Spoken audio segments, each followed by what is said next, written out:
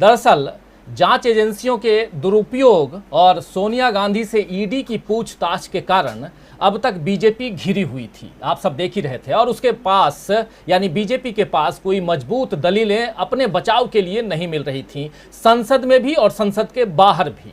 लेकिन आज बीजेपी के लिए मौका वैसे ही हाथ लग गया जैसे बिल्ली के भाग्य से छींका टूटता है। आपने कहावत सुनी होगी कि बिल्ली के भाग्य से छींका टूट गया। तो वैसे ही आज बीजेपी के हाथ में एक मौका मिल गया है। संसद परिसर में दरअसल मीडिया से बात करते हुए कल कांग्रेस नेता अधीर रंजन चौधरी की जुबान फिसली और कांग्रेस को घेरने का मौका बीजेपी ने फौरन लपक लिया। दरअसल अधीर रंजन चौधरी ने एक अशोभनीय शब्द का इस्तेमाल किया था और उस शब्द के कारण बीजेपी हमलावर हो गई। अधीर ने एक पत्रकार से चर्चा के दौरान राष्ट्रपति द्रौपदी मुर्मू के लिए एक अशोभनीय शब्द बोल दिया, जिसको लेकर बीजेपी ने सोनिया गांधी को घेरने की कोशिश की। हालांकि तुरंत उसके बाद माफी भी मांग ली थी अधीर रंजन चौधरी ने। आप सब जानते हैं दोस्तों कि पिछले कुछ दिनों से स्मृति ईरानी को भी कांग्रेस ने घेर लिया था गोवा वाले मामले में, उनकी बेटी का, और वो बार और रेस्तरां और उसमें इलीगल सर्टिफिकेट, परमिशन, इन सब को लेकर के लगातार स्मृति ईरानी घिरी हुई थी। अब स्मृति ईरानी ने भी एक तरफ से या कहें कि पलटवार किया है और सोनिया गांधी को आदिवासी विरोधी, महिला विरोधी तमाम ऐसे शब्दों से नवाज दिया है और साबित करने उन्होंने कहा है कि ये सब साबित कर रही हैं सोनिया गांधी। सदन में जो कुछ हुआ वो गलत था, लेकिन एक गलत को गलत बताने के लिए बीजेपी ने जो कुछ किया उसे क्या सही कहा जा सकता है, आज इस पर चर्चा करेंगे हम दोस्तों। और लेकिन उससे पहले सदन के अंदर संसद परिसर में पत्रकार से बातचीत करते हुए जुबान क्या फिसली अधीर रंजन चौधरी की, संसद के अंदर यानी परिसर की बात नहीं कर रहा हूं, परिसर के जो सदन है, मुख्य पटल है, जहां देश के तमाम नियम कानून बनाए जाते हैं, देश वहीं से गवर्न होता है, उसके अंदर क्या कुछ चल रहा था, जरा आइए उसकी एक वानगी देखते हैं। स्मृति ईरानी को सुनते हैं क्या कुछ कह रही हैं। स्मृति ईरानी केंद्रीय मंत्री हैं, कद्दावर नेता हैं, लेकिन क्या कुछ कह रही हैं, कैसे बरस रही हैं कांग्रेस पर, कैसे बरस रही हैं अधीर रंजन चौधरी पर और कैसे बरस रही हैं सोनिया गांधी पर, उन्हीं की जुबानी जरा सुन लेते हैं। यहीं से कार्यक्रम की शुरुआत करेंगे, आइए सुनते हैं।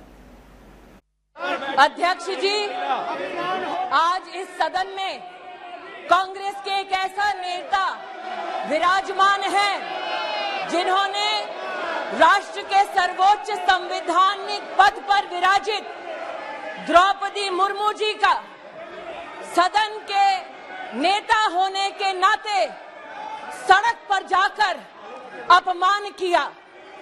इस राष्ट्र का ये गौरव है कि आदरणीय नरेंद्र भाई मोदी ने 75 साल की आजादी में पहली बार एक गरीब आदिवासी महिला को राष्ट्रपति पद का उम्मीदवार बनाया।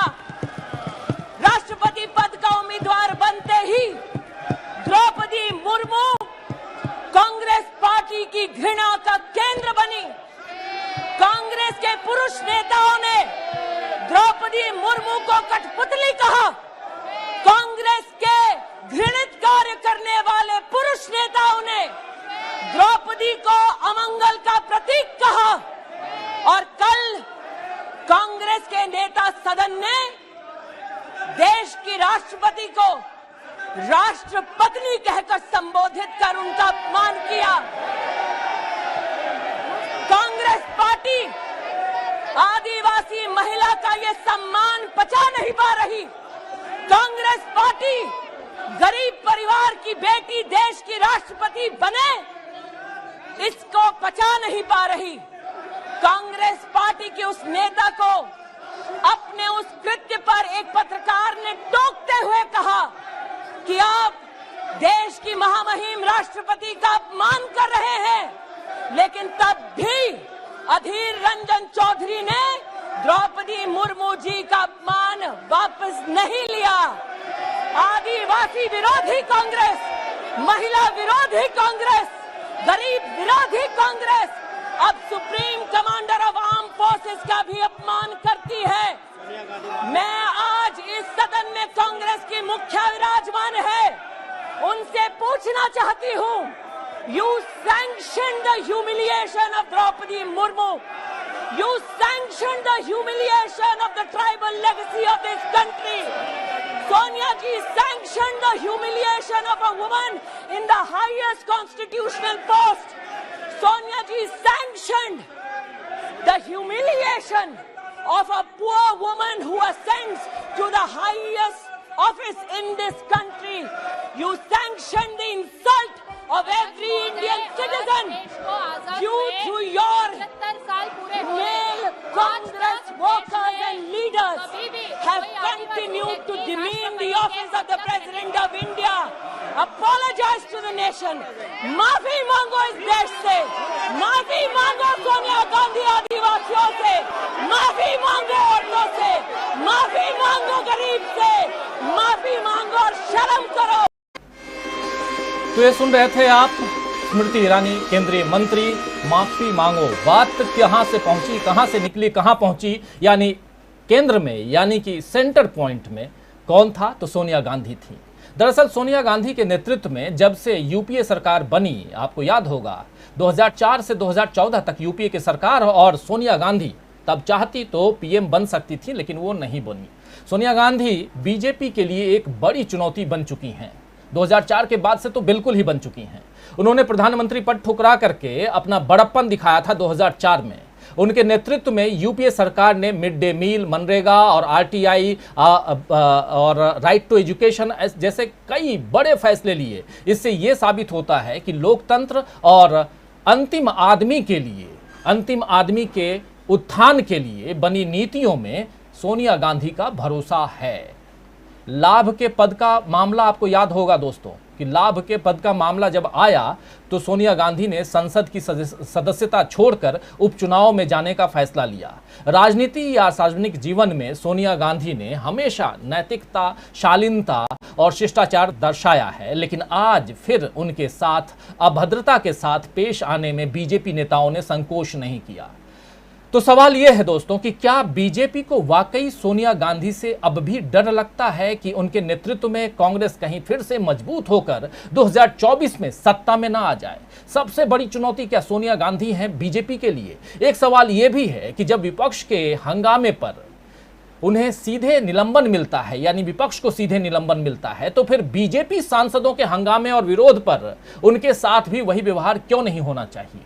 बहुत सारे सवाल हैं, लेकिन उससे पहले आइए जिस मसले पर यहां बोल रही थी स्मृति ईरानी, उस मसले पर अधीर रंजन चौधरी, क्योंकि मामला यहीं से शुरू हुआ है। अधीर रंजन चौधरी ने जो एक अशोभनीय शब्द कहा, द्रौपदी मुर्मू जो राष्ट्रपति हैं, नई नवेली राष्ट्रपति हैं, उनका कहना है कि जुबान फिसल गई, हिंदी मुझे अच्छी नहीं आती है। वो क्या कुछ कह रहे हैं अधीर रंजन चौधरी? उन्होंने मीडिया से बात करते हुए अपनी सफाई में क्या कुछ कहा, और ये बात भी जो अशोभनीय शब्द जो आज जिसको लेकर के बवाल मचा हुआ है, जो संसद में बवाल मचा हुआ है, सदन में बवाल मचा, दोनों सदनों में, वो बात भी बाहर हुई है, वो अंदर नहीं हुई है। खैर, लेकिन कहीं भी हो, बात अच्छी नहीं है। आप देश के सर्वोच्च पद पर, सर्वोच्च संवैधानिक पद पर बैठे हुए अगर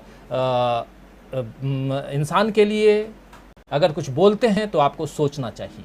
लेकिन क्या कुछ कह रहे हैं अधीर रंजन चौधरी, आइए सुनते हैं। पहले कहा राष्ट्रपति, उससे साथ साथ निकल चुका राष्ट्रपति।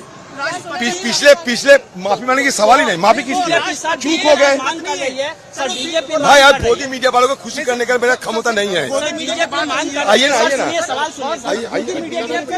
आइए, एक साथ आइए। आपको नहीं, सबके साथ जवाब देंगे। माफी मांगनी चाहिए। क्या आप तैयार हैं? कल और परसों लगातार हम लोग जब विजय चौक की तरफ हमारा प्रदर्शन जारी रखे थे, परसों भी हमसे पूछा गया, कल भी हमसे पूछा गया पत्रकार की तरफ से, मीडिया वालों से, कि आप कहां जाने का कोशिश कर रहे हैं। परसों भी मैंने कहा था कि राष्ट्रपति भवन हम लोग जाना चाहते हैं, राष्ट्रपति से मिलना चाहते हैं हमारा बात रखने के लिए। कल भी ये नौबत आई। कल भी मैंने ये कहा कि हम राष्ट्रपति जी भवन जाना चाहते हैं, और राष्ट्रपति बोलने का तुरंत बाद मुंह से निकल गया राष्ट्रपति जी के साथ मिलना चाहते हैं। उसी समय ये पत्रकार बात सुनते ही निकल चुके। मैं उनको ढूंढने का कोशिश किया, लेकिन देखा नहीं, क्योंकि मैं उसी समय उनको कह देते कि ये गलत सब निकल चुके हैं, आप इसको मतलब इसको तवज्जो दिया करो। क्योंकि हम जानते हैं हिंदुस्तान की राष्ट्रपति, चाहे वहां ब्राह्मण हो, चाहे मुसलमान हो, चाहे वो आदिवासी हो, कहीं जो भी हो, वो हमारे लिए राष्ट्रपति राष्ट्रपति राष्ट्रपति। अचानक एक बात निकल चुकी है तो मैं क्या करूं? एक बार निकल चुके हैं, सिर्फ एक बार, तो एक बार ये चूक हुई है by default, but the some ruling parties members and the party in a deliberate design trying to make a mountain out of a molehill। ये दुर्भाग्य की बात होते हैं। मेरा बात तो सुन लिया करो, वो जो वीडियो अब देख लिया करो। मैं सबको ये दावा देता हूं कि मैं जिस पत्रकारों मीडिया वालों के ये वीडियो बात कही थी, वो सब देख लिया करो ना। एक बार बाय डिफॉल्ट चूक हुई है, सिर्फ एक बार निकल चुकी, तो क्या करे? अभी मुझे फांसी पे लटकाना है तो लटका दो। बीजेपी अभी आपके सामने देखिए बीजेपी क्या करता है, उससे मेरा कोई तो कह रहे हैं अधीर रंजन चौधरी की ये चूक हो गई हमारी मुझसे, और एक बार मात्र, और वो मीडिया वाला उसको खोज भी रहा था मैं, लेकिन वो वहाँ से निकल गया और अपनी बात, और आपने सुन ली पूरी बात, आपने सुनी कि क्या कुछ कह रहे थे अधीर रंजन चौधरी। लेकिन जो बात उन्होंने कही, इसके लिए उन्होंने माफ़ी भी मांग ली है। और उसके बाद अधीर रंजन चौधरी का मामला जो है ये सोनिया गांधी तक पहुंचता है, और केंद्र में सोनिया गांधी आती हैं। सोनिया गांधी को घेरने की कोशिश होती है, और बाहर जब सोनिया गांधी निकल रही होती हैं तो बीजेपी के कई नेता सोनिया गांधी को घेरते हैं। वहां आ जाती हैं स्मृति ईरानी, और स्मृति ईरानी और इनके बीच, यानी सोनिया गांधी के बीच नोकझोंक होती है, और उसके बाद मामला और गर्माता है। अब जो अपडेशन है वो ये है कि नेशनल वुमेन्स कमीशन जो है वो अधीर रंजन चौधरी को 3 तारीख को बुलाया है, और उसके अलावा सोनिया गांधी को भी चिट्ठी लिखी गई है